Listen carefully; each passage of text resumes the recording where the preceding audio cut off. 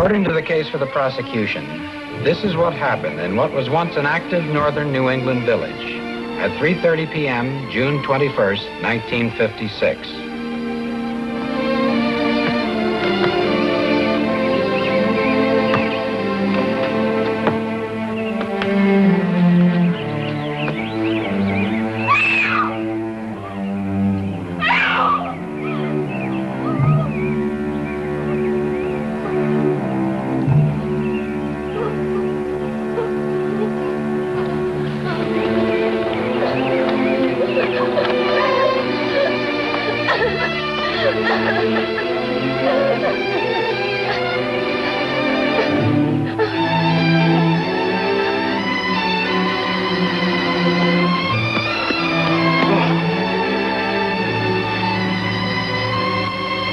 What was it, Annie?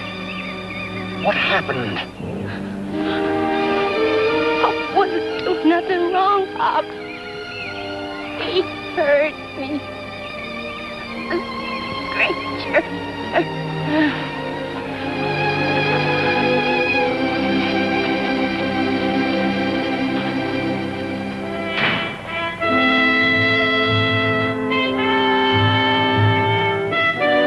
Clarence Redding was discovered by the citizens hiding in the barn.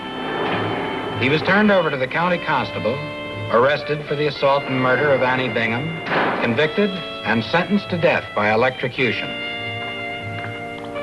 But was he guilty? He swore he was not. For 1 year in his death cell, he protested his innocence. His appeals did no good. He exhausted all legal remedies. And then he found one final hope, the court of last resort. The court of last resort is actually at work today, investigating cases throughout the United States. Its board of investigators, a group of 7 men, experts in law and criminology, bound together in their dedication to improving the administration of justice.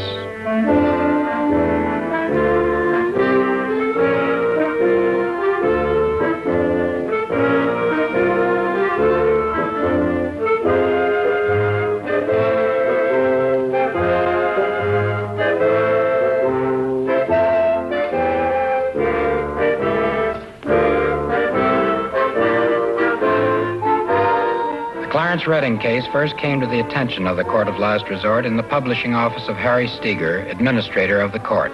Where did this come from? I put it there, Mr. Steger. I thought you might be interested. Something for next month's edition. Know anything else about it? Nothing really. I was up in that area last winter skiing, and I passed through Sanford. It was a ghost town. Population 27. Apparently, there aren't enough taxpayers to afford policemen, so they solve their own crimes. Could be dangerous. What could? Town without police. But they caught the murderer. Get me Terry Booth on the phone, will you? State Attorney General's office up there.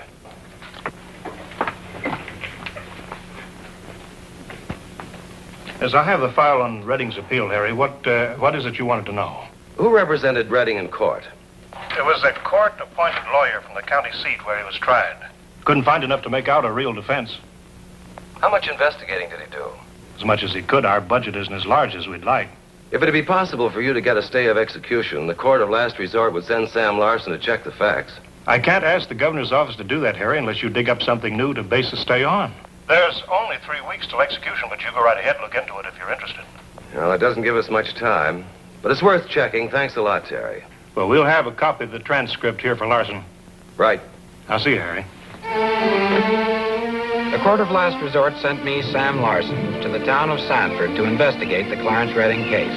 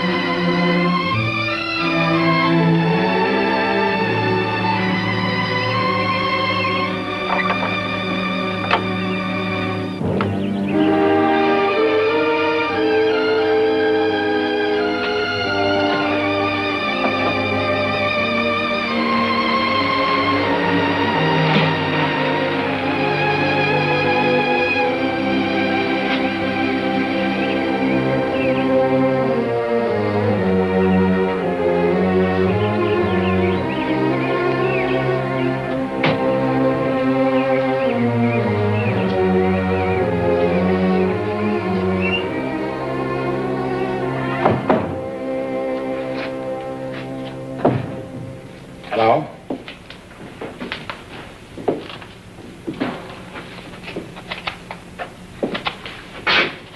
Help you? Just looking. Looking's free. Help yourself.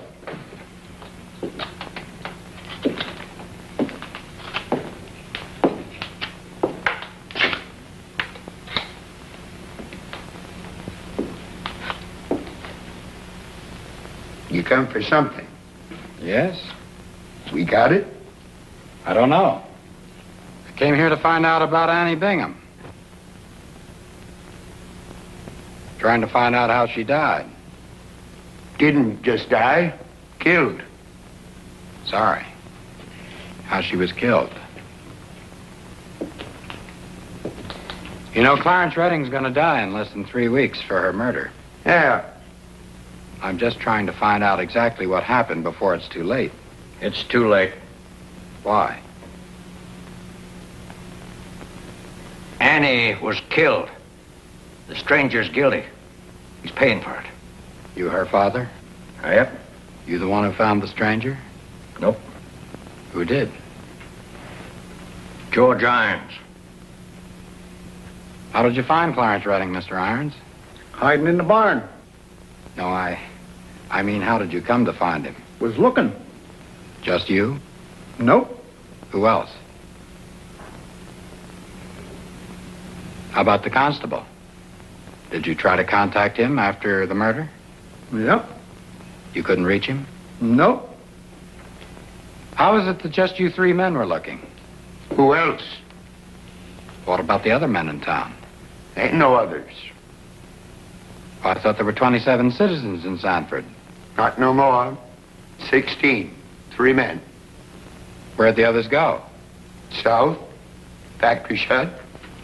No work. Uh-huh. Well, then you 3 were looking, and you found him at the scene of the crime. Is that it, Mr. Irons? Yep. Do you remember anything about him? Nope. He was wearing overalls. Probably stole them from some farm hereabouts. You'd never seen him before. No. Stranger.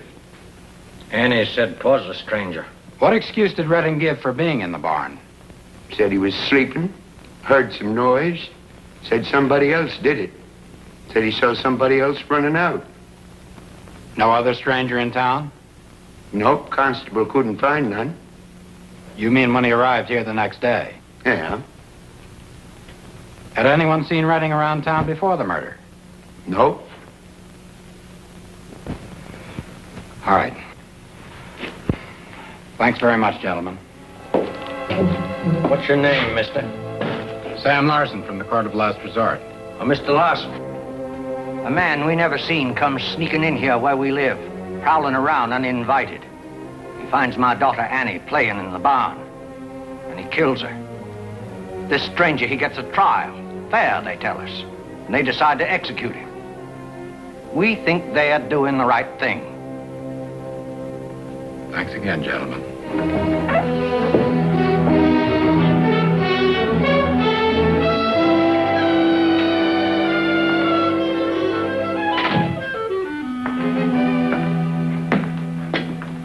Constable Stokes? Yeah? I'm Sam Larson from the Court of Last Resort. Oh, I heard you were looking into the Annie Bingham murder. That's right. Anything you want? Thank you. I've just come from Sanford. Talked to some people over there. Welling, Irons, and Bingham. Yes. This man Redding claimed in court that he'd been sleeping in the barn, that he'd heard noises. Yeah, that's what he told me, too. Is it possible there could have been another man, as Redding said, one who ran away? Well, I looked around some, asked a few questions, but I never found no trace.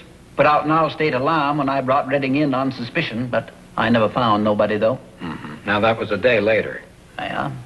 If there was someone, he could have got away, but I doubt there was. Uh-huh. Were you sure that Redding was guilty? Never sure, Mr. Lawson.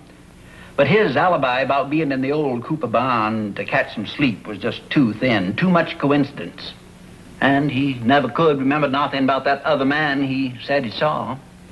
Well, thanks a lot, Constable. If I think of anything else, I'll be in touch with you. Okay, Mr. Lawson. Good luck to you. Thanks. warden said you were coming, Mr. Larson. How come you guys are going to all this trouble over Redding? What do you mean? He's not the greatest specimen. He's a human being. Deserves as good a break as anyone gets. Too bad it's a waste of time. How's that? Redding stopped talking last week. Redding, this is Mr. Larson of the Court of Last Resort. He's come to help. Mr. Redding, I'd appreciate it if you'd talk to me. We'd like to see if there's anything that didn't come out at your trial. Mr. Redding, we need your cooperation. We can't do anything if you won't help. I saw my red shirt. I saw my red shirt. I saw my red shirt. What did you say, Mr. Redding? When did this start? About a week ago, when he learned his appeal had been denied. Mr. Redding. Mr. Redding.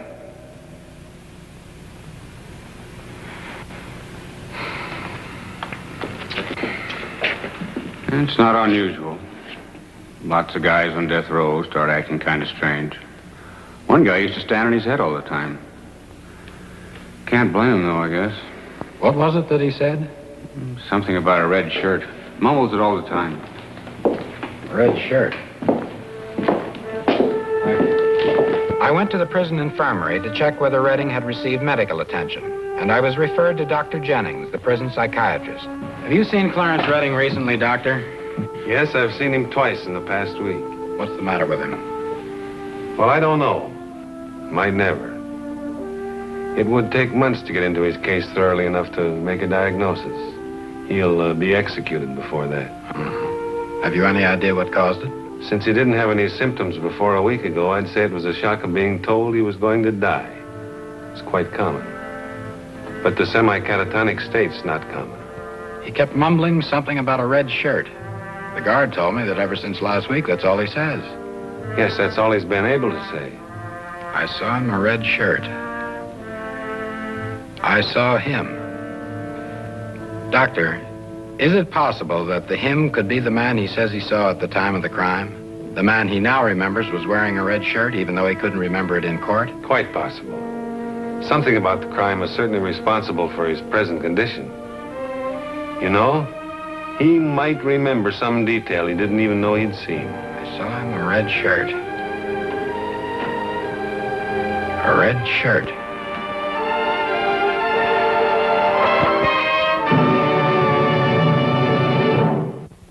Jennings and I placed a call to the state attorney general and reported our findings. He in turn convinced the governor that a stay of execution was warranted until Clarence Redding underwent preliminary psychiatric treatment.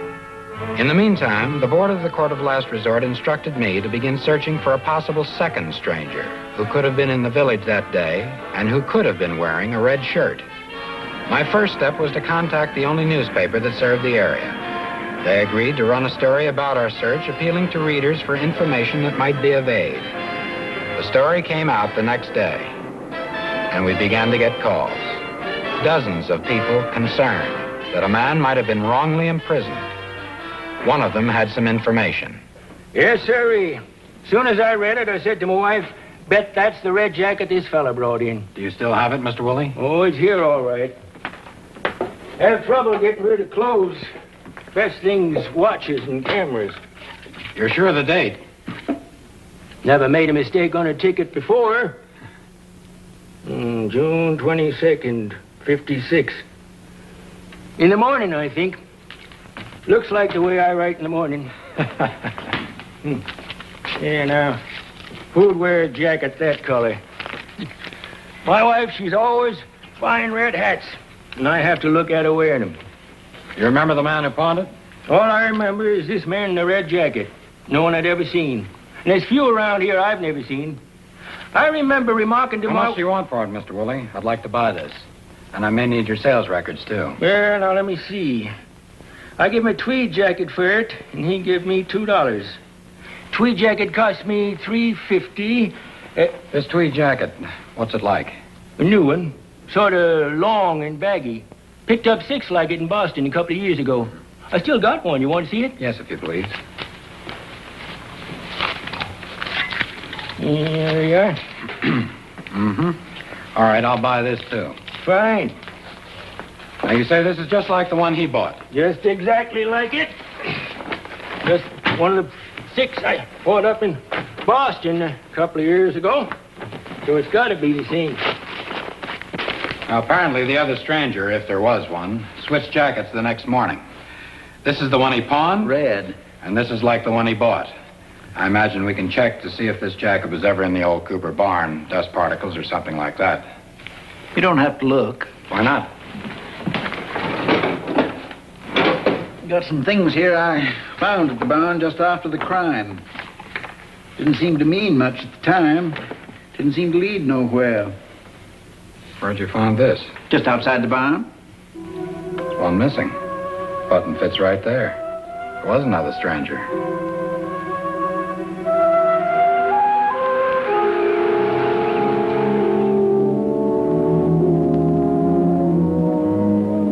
So we figured, Captain, that if this man assaulted Annie Bingham, he may have committed similar crimes somewhere else. There's too many similar crimes in those files. There's one series, though. Up north, over the past 10 months. It's over 100 miles from Sanford, up around Shermantown. Do they resemble Annie Bingham's murder? In some ways, 7 of them. But it can't be the same man. Why not? Well, in this type of crime, the modus operandi seldom varies. Criminal does the same thing every time. What is the M.O. in this series you mentioned? We've called them the lipstick murders. Man smears lipstick on the victim's mouth. I see. Constable, when you arrived in Sanford the day after the crime, where was Annie Bingham's body? Laid out. She didn't have lipstick on? Nope.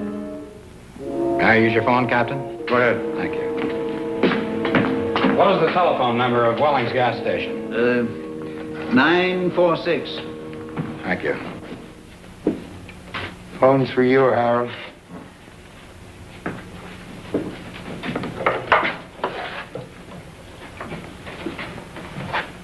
Hiya?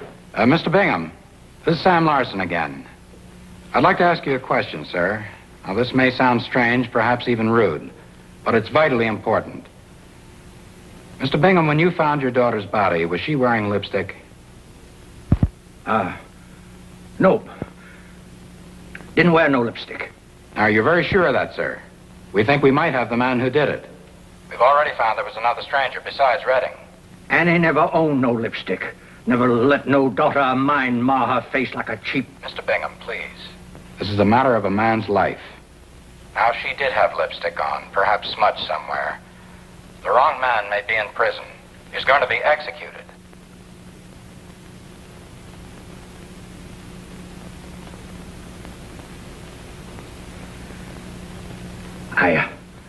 She put on lipstick, showing off, traipsing around like a lady. I wiped it off. Thank you very much, Mr. Bingham. I'll see you soon. Captain, do you have any suspects on these lipstick murders? We've got an idea. We've been watching a man, but we've got nothing on him. Could we talk to him now? If we did, we'd never get enough evidence to convict him. But we've got the evidence now, the tweed jacket. If he's got that, there's enough to convict. Look, Captain, not only is Clarence Redding in prison awaiting execution, sick, maybe incurably so, even if he's allowed to live, but there's a man out there who may commit more of these crimes. All right. Let's go talk with him.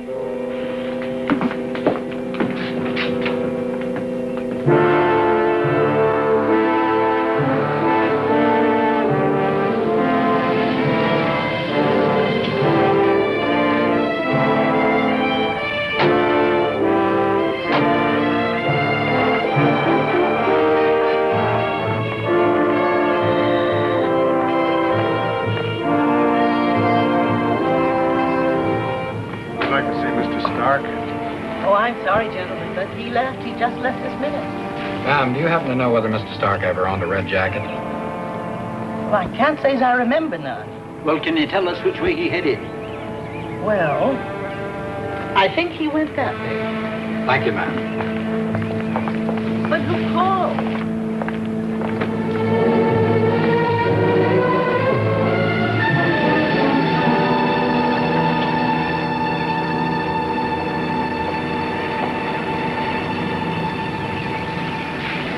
That's him, all right.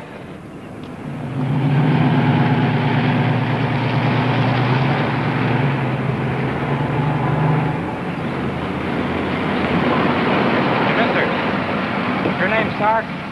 I didn't do nothing.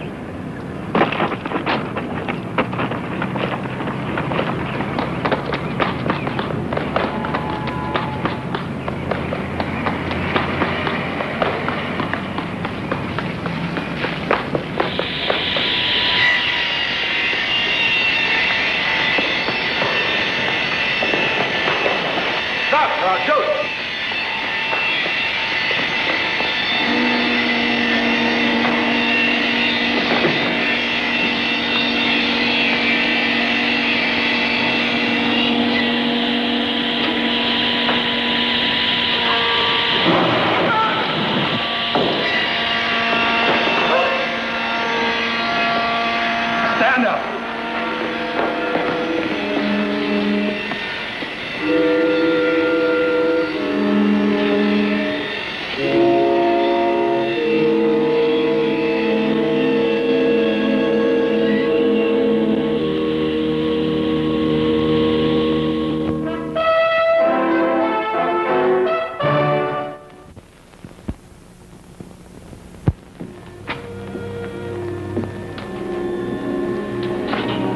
As you can see, there's been some improvement.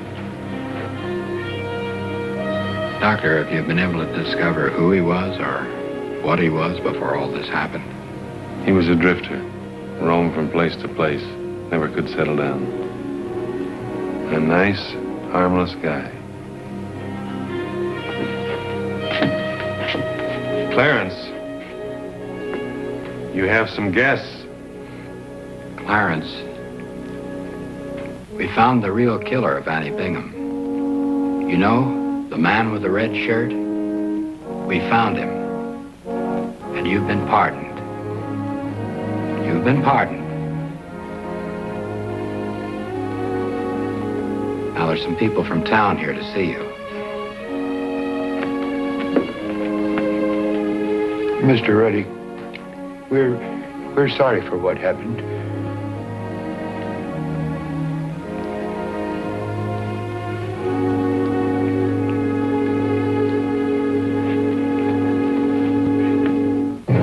Clarence Redding was transferred from the prison hospital to a state sanatorium where he continues to undergo treatment. In the opinion of the medical staff, he is responding favorably and they expect a full recovery. Annie Bingham's murderer was executed.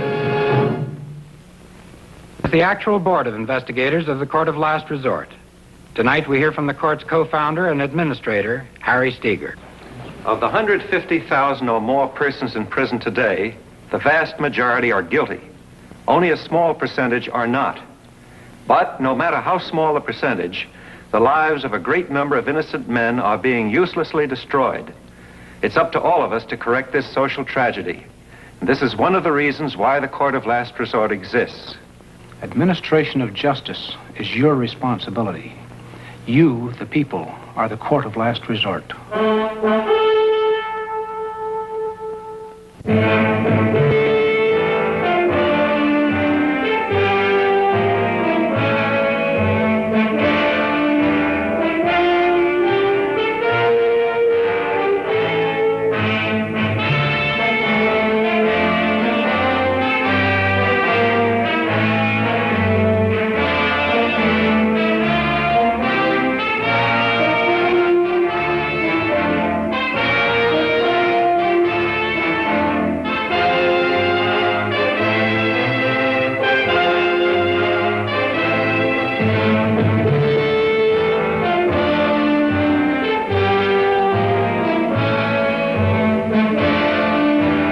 To facilitate the court's work on current investigations, names, dates, places, and events in tonight's case have been altered, and all characters were